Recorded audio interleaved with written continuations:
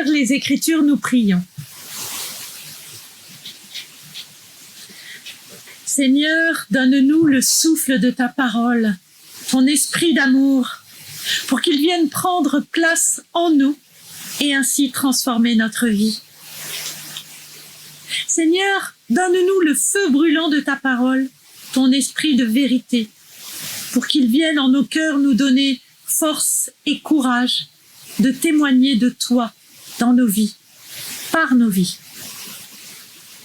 Seigneur, donne-nous par ta parole l'esprit de liberté, ce souffle de vie qui réveille les hommes et les invite à te suivre. Amen. Nous allons faire la lecture de 2 passages bibliques qui se trouvent dans l'évangile de Luc. Tout d'abord, Luc chapitre 2, le verset 7. Lisons au nom du Seigneur. Elle mit au monde un fils, son premier-né. Elle enveloppa de l'ange et le coucha dans une mangeoire, parce qu'il n'y avait pas de place pour eux dans la salle destinée aux voyageurs. Le second texte se trouve dans Luc, le chapitre 10, les versets 38 à 41. Tandis que Jésus et ses disciples étaient en chemin, il entra dans un village où une femme appelée Marthe le reçut chez elle. Elle avait une sœur appelée Marie qui, s'étant assise aux pieds du Seigneur, écoutait sa parole. Marthe était très affairée à tout préparer pour le repas. Elle survint et dit : « Seigneur, cela ne te fait-il rien que ma sœur me laisse seule pour faire le service ? Dis-lui donc de m'aider. » Le Seigneur lui répondit : « Marthe, Marthe, tu t'inquiètes et tu t'agites pour beaucoup de choses. Mais une seule est nécessaire. Marie a choisi la meilleure part, qui ne lui sera pas enlevée. Amen. »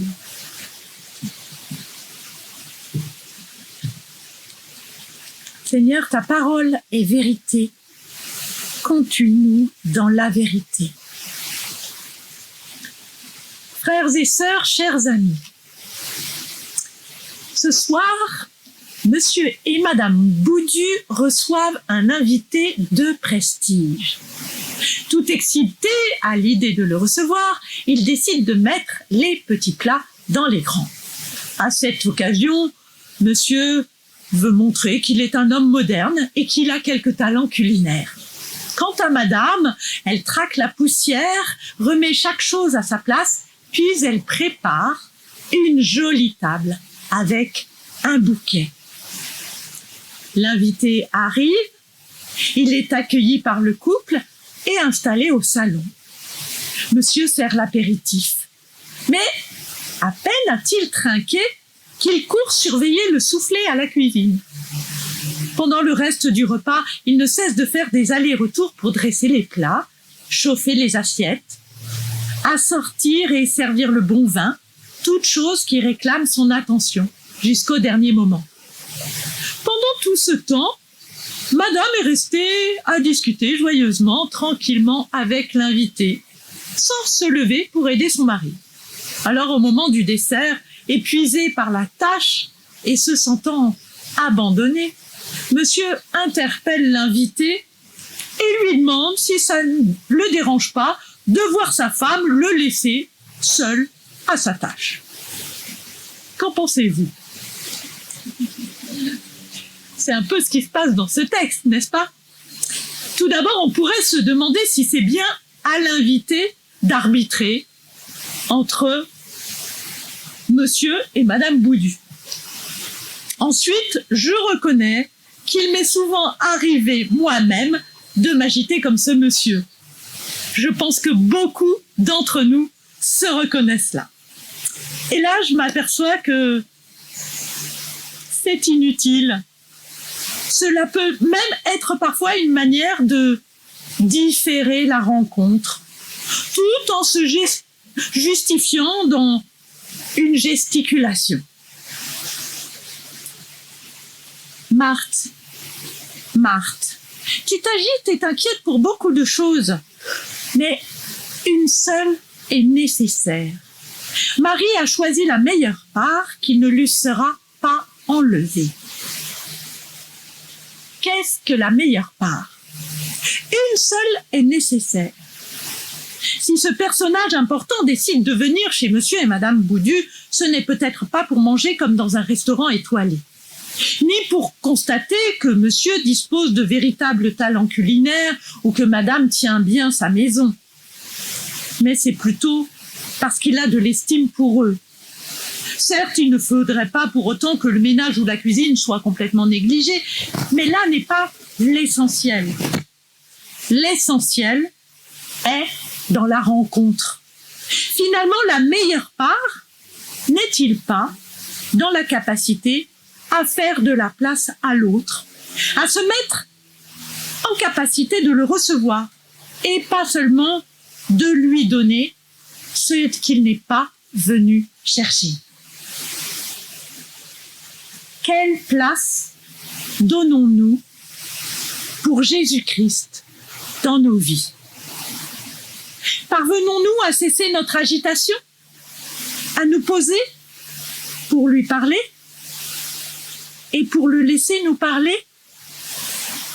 Ce n'est pas parce que nous sommes engagés dans l'Église, bénévoles ou même pasteurs, ce n'est pas parce que nous donnons de nous-mêmes au sein du diaconat ou dans le monde civil que nous n'avons pas besoin de nous arrêter, de réinterroger le sens de notre action, de vérifier que nous sommes toujours à la place où il nous appelle, que nous nous concentrons sur l'essentiel.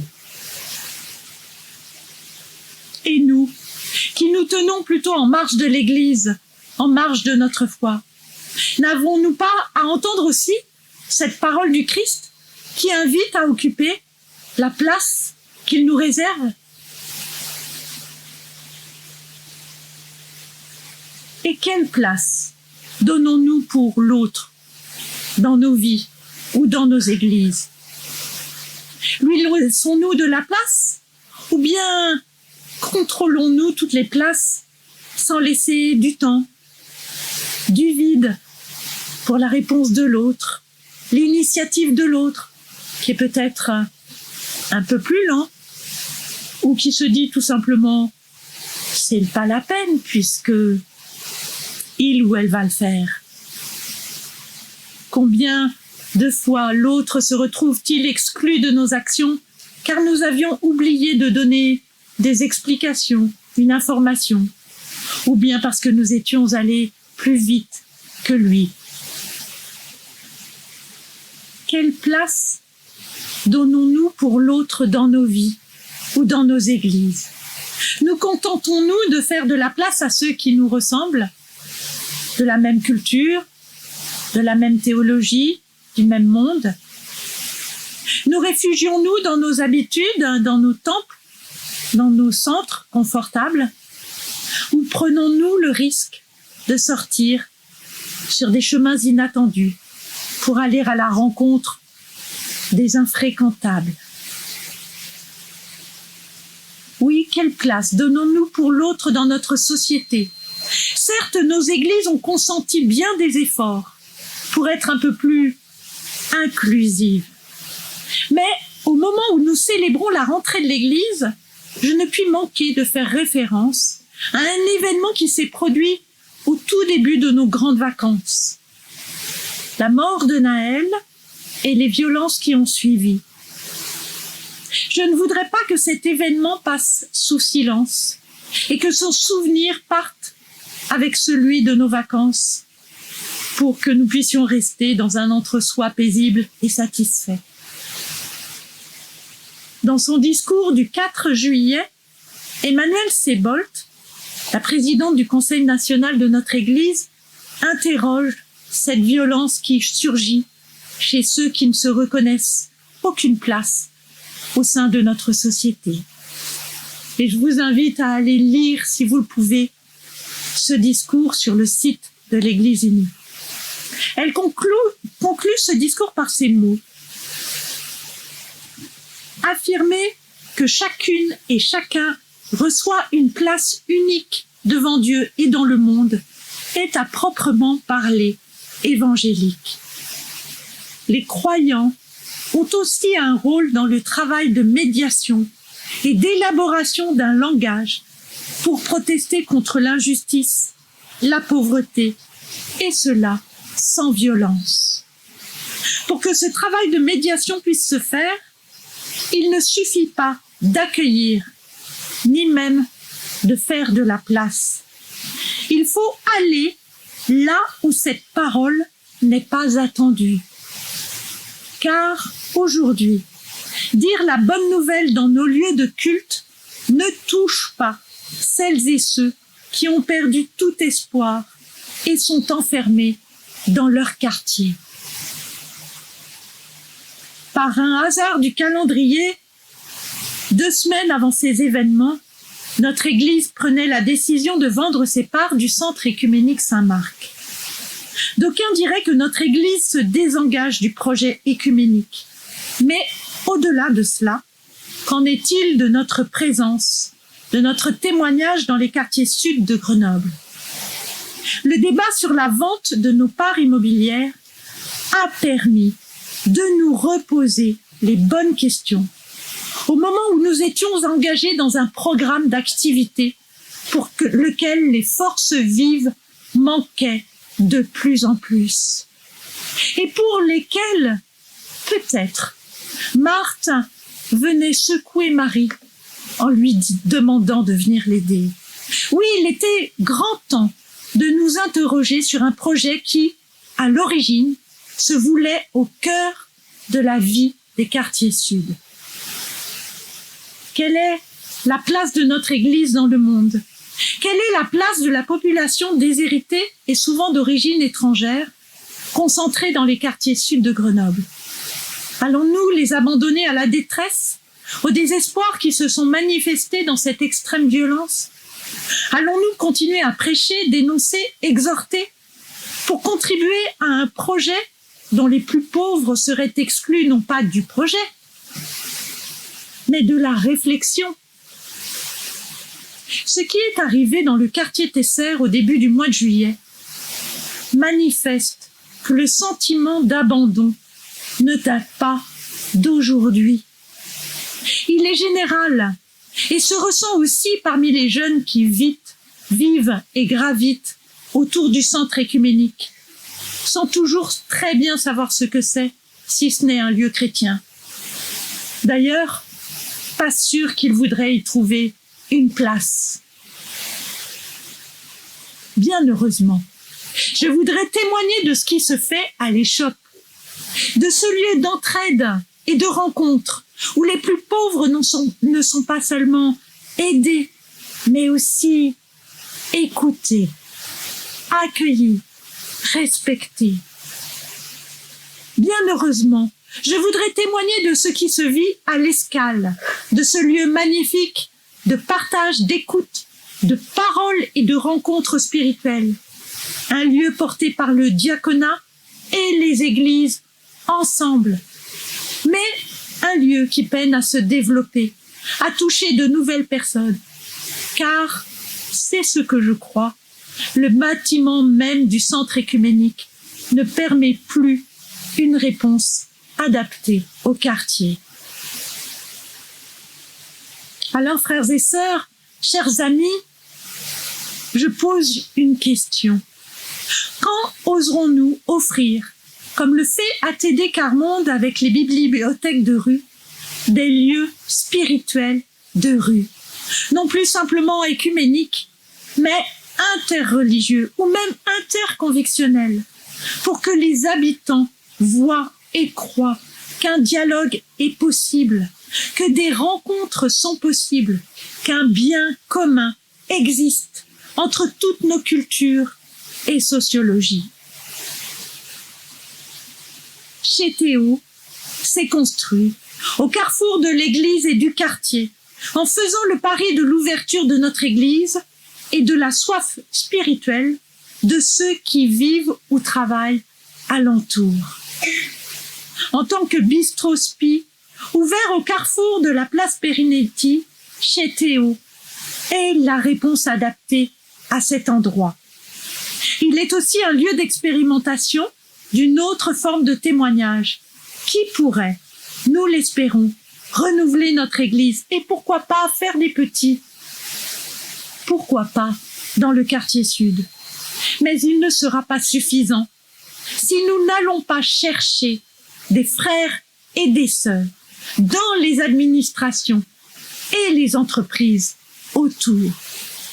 Oui, il va nous falloir faire de la communication, du marketing. Il va nous falloir oser sortir de nos murs. Alors, frères et sœurs, chers amis, je vous invite maintenant à lâcher notre agitation et à nous mettre avec Marie de Béthanie aux pieds de Jésus pour le prier.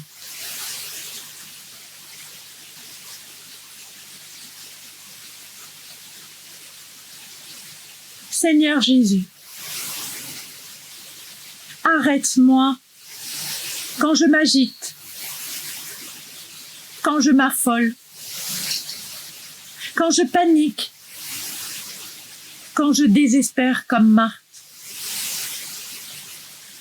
Et aide-moi à faire silence en moi-même,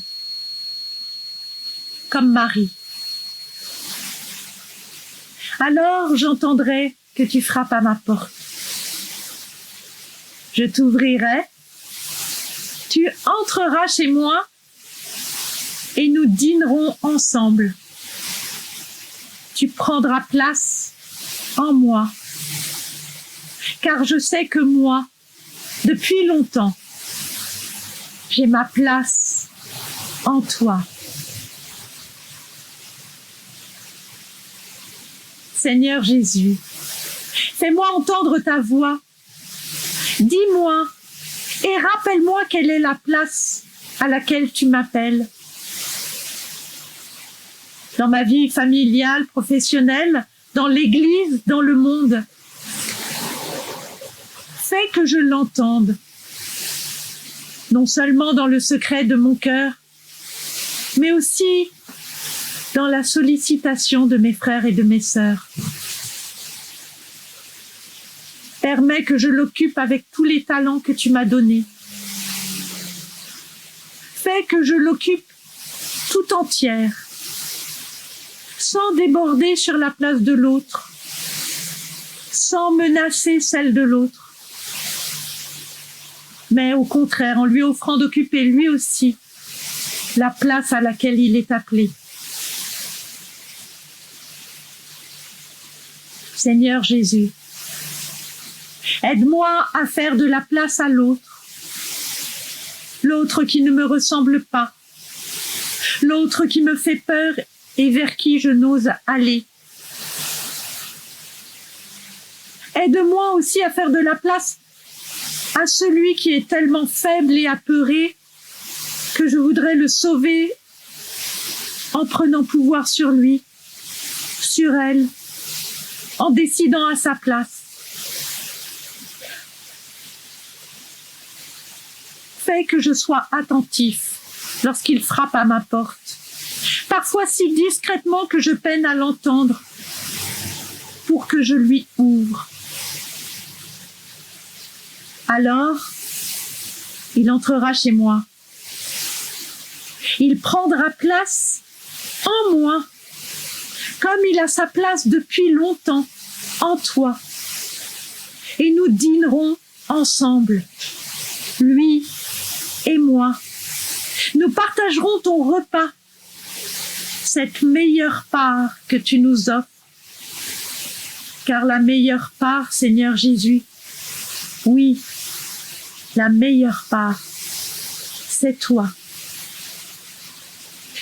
Amen.